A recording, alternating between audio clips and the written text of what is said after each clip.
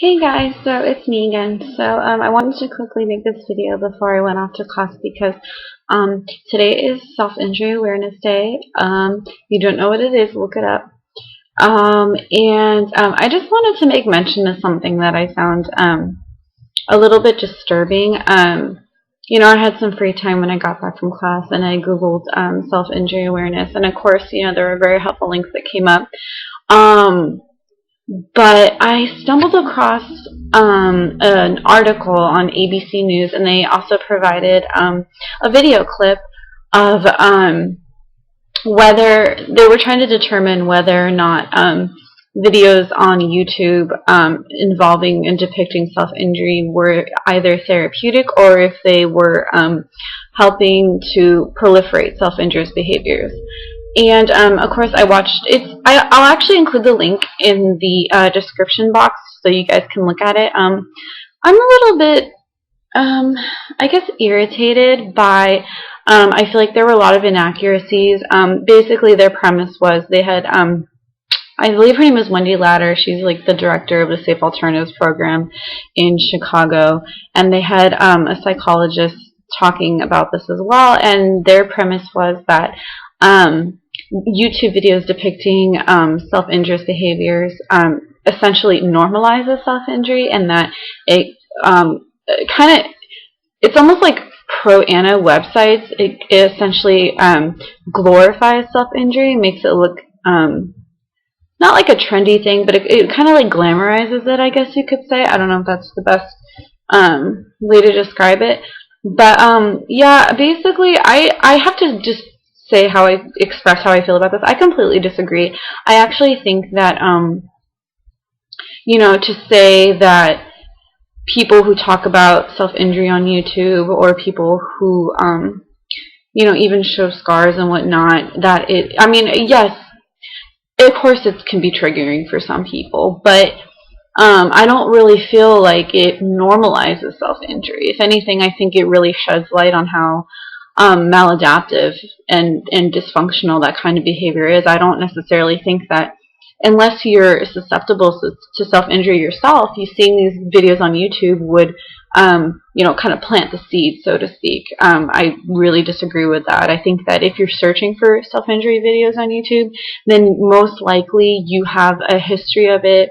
You're thinking about doing it anyway, so I don't really feel that videos on YouTube or having people talk about it is going to prompt you to engage in that behavior.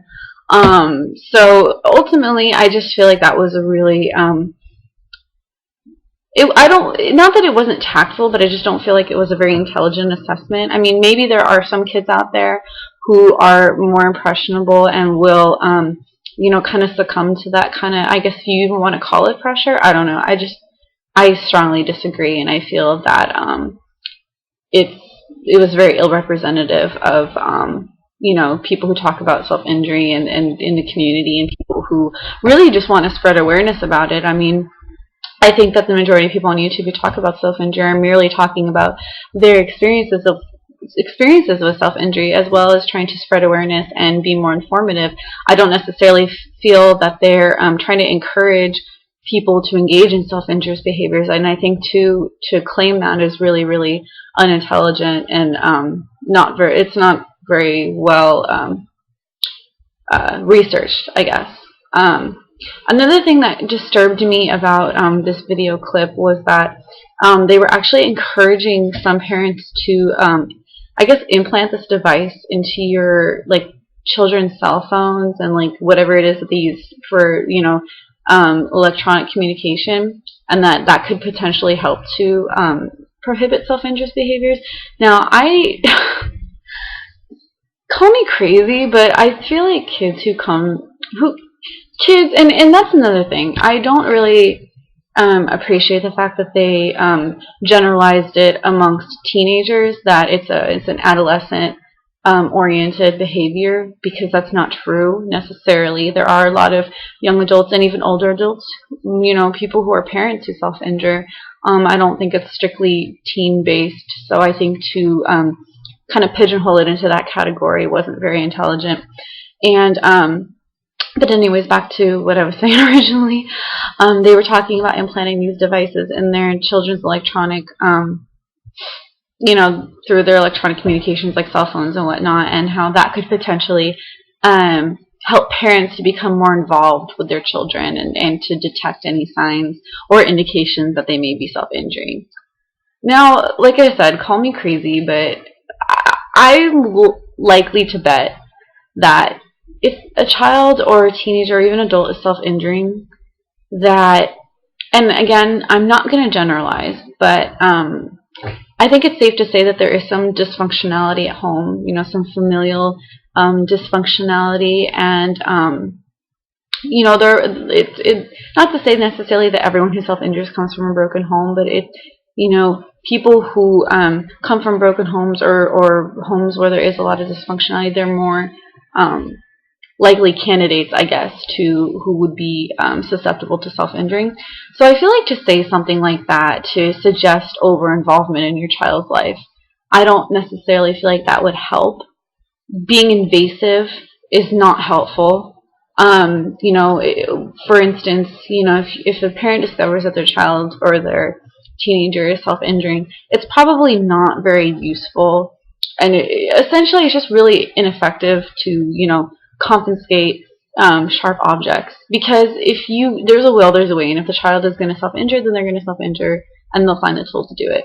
And to monitor their communication with friends and whatever. I just think that that's absolutely ridiculous, and I think it really encourages deceitfulness and invasiveness. I don't feel like that's the most tactful and the most appropriate approach. I just don't. I know that if I were in that position, I probably wouldn't appreciate that, and I can imagine people who engage in self-injurious behaviors would appreciate it. So ultimately, I really feel like, holistically, like the clip, as much as I appreciate their attempt to be informative, I really feel like they took a very objective and they were objective, but also they treated self-injury as something kind of contemptuous, and I just feel like they needed someone on there to speak out who has engaged in self-injurious behaviors. Maybe not necessarily someone who's recovered, but I mean, the one girl who did talk about her experiences with self-injury, I mean, she suggested that they remove all the videos depicting self-injury off of YouTube, which I'm impartial to, but I feel like if maybe they filtered some of the more triggering videos out, or if they had a trigger warning at the beginning of the film, I think that would be effective. But I think to completely eliminate videos depicting or discussing self-injury is a really unnecessary and kind of ultimately just a really ridiculous attempt to alleviate the prevalence of self-injury. So yeah, so those are just my thoughts. I just, like I said, I appreciate the efforts that they made, but I don't necessarily agree with the methodology. So let me know what you guys think. Like I said, I'll include the link in the description box so you guys can take a look at it. It's very brief. I think it's like 6.5 minutes or something, but I could be wrong. So, but take a look at it and leave comments, questions, whatever, and let me know what you think. Okay? All right. Well, I better head off to class. Bye, you guys.